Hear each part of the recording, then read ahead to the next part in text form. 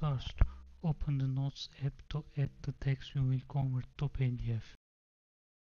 Enter the Notes app on iPhone.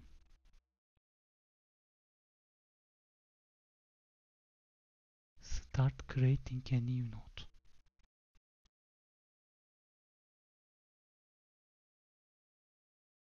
Press the Share button on the note.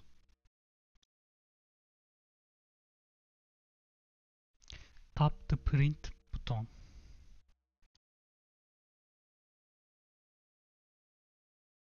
Press the Share button again.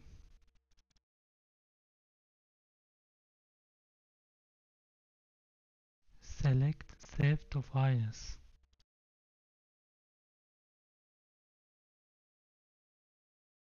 Tap the Save button.